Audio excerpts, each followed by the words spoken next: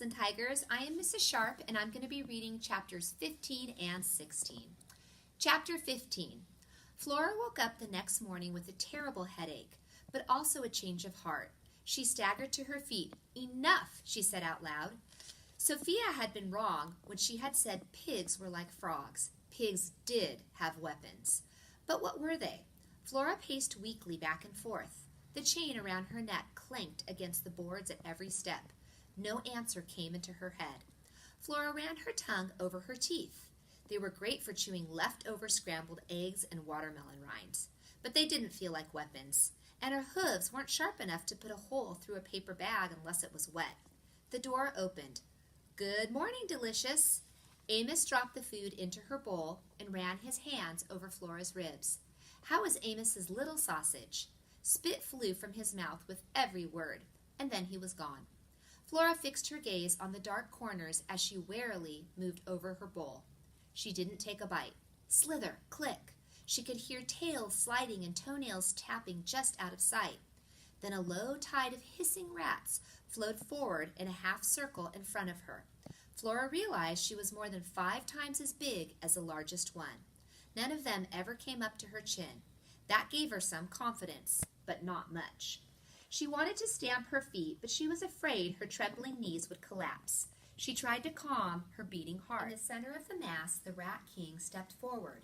He opened his mouth impossibly wide, like an enormous yawn, and then brought his teeth together in a loud snap. In the next instant, Flora was attacked.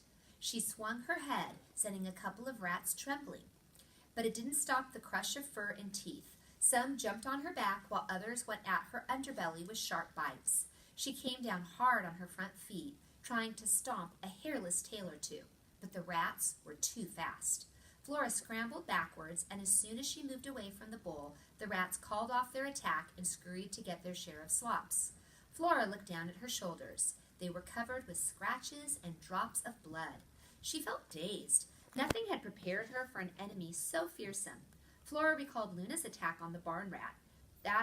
What would Luna do with the whole bunching of ship rats? Well, she wouldn't give up, that's for sure. I won't give up either, Flora thought, trying to find the courage to believe the words. I can't give up. They're eating my only food. Over the next few days, Flora had to be satisfied with the small victory that kept her from starving. When Big Amos came down with her food, she found she could eat 4 bites by swallowing without chewing before she clomped away. By stamping her feet, she could usually keep the rats at bay and grab 1 or more bites before the entire crew gathered. They were brave only in large groups. She also knew that when she backed off quickly, they would leave her alone. But all of this meant that she got little to eat, yet Flora was determined not to give up on her dream. She continued to pull her box back and forth to improve her strength, and sometimes she practiced going a little crazy, prancing on her hind legs, shaking her head, and snorting. All the while she whispered to herself, "Don't give up." The training always tuckered her out, which was just as well. It was easier for her to drift off to sleep at the end of the day. One night, curled up tight to stay warm, she saw 2 stars appear in the blackness. In her hazy half-sleep, she didn't question how the stars could come down from the sky and shine in the hold of the ship.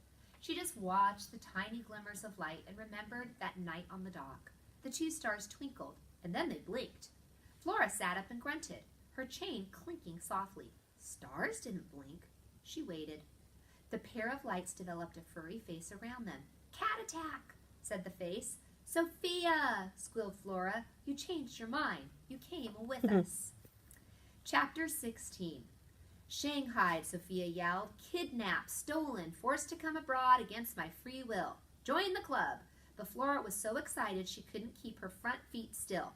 Cats don't join. Sophia glanced over her shoulder. Never mind. Something was different about her, Flora thought. Sophia had lost weight. She looked less confident. "Are you all right?" she asked. "You look thin." "So do you, and definitely hairier." Flora looked down. Her hair had always been softer than the other pigs' hair on the farm, but now it was growing thicker, covering her body in a coat of white that could almost be called fur. Sophia picked up a paw and winced. There was a cut on it. The worst thing about being on this tub is they expect you to work for your supper. I was tucked into a nice warm corner in the kitchen until the cook saw something hiding in the rice bin he didn't like. Flora had a pretty good idea what it was. The cook was lucky to have Sophia. She'd keep his kitchen rat-free. The cat went on, threw Sophia down here like a moldy, sea-soaked bag of corn, said I had to make myself useful. Apparently there's a rat problem on the ship that can't be solved by making a cat miserable. It's true, Flora peered into the dark corner. This ship needs a rat hunter like you. A scrabble of claws came from the dark. Sophia crouched and stared in the direction of the sound. Well, she said, off Sophia goes, then to do her job. Wait, stay and talk for a little while first. Flora strained against her chin. You wouldn't believe how lonely it's been. Not lonely enough for some of us, Sophia muttered. Gotta go. You're going to do great, you know. You have the perfect skills and weapons. Sophia shuddered. Yeah, perfect. But I thought you said, I like mice, Sophia flinched and hissed as a rat popped into view for a moment. Mice practically roll over when you pounce on them. But you told me. I might have exaggerated. Actually, Sophia grew up in a house with a carpet and sun-warmed cushions next to the window. Sophia hates rats. A loud grinding sound, like teeth on wood, started up close by. Sophia made a noise that seemed to come from deep in her throat. It sounded angry and afraid at the same time. You'll get the hang of it, Flora said. She wished she could help somehow. Oh, I'm sure I will, Sophia sighed. I'm a cat, aren't I? I'm not some creature with pebbles instead of paws and teeth as dull as spoons. Flora ignored the insult. Well, whenever you need a break from hunting, I'll keep you company. The cat sniffed. Too bad I have to go back to work at all, unlike someone else. She looked straight at Flora, who gets her food for free. I've been working, Flora said. If the cat stuck around, she'd show her just how strong her pulling muscles were getting, and I would be happy to work more. I'm willing to do practically anything. Sophia sat back. She no longer seemed eager to go on the prowl. The tickle of the plan crept into Flora's brain. She sat on her hunches too. Look, I can do even better than keep you company. I hate rats as much as you, maybe even more. I bet together, Flora's voice trailed off. She was afraid of sounding ridiculous. The cat's tail swished. What are you guys saying? Flora sat up tall. Pigs are not known for their rat hunting skills, but no one's ever tried to teach us. I can learn anything, and I would very much like to prove that a pig can be good at important work. Sophia, since you are a rat hunting sheriff on ship, I would be proud to be your deputy. Cats don't work with others, Sophia said. Then she's though the rat problem on the ship is going to solve itself. I want to be useful, said Flora. Aren't you forgetting something? You're locked up? Not a problem. Flora stretched out her neck. Your teeth look just right for cutting through leather. It took a while and more grumbling, but before too long, Flora's chain clanked to the dark floor. The collar chewed in two. All right, thanks for letting me read to you. I hope you're enjoying the book.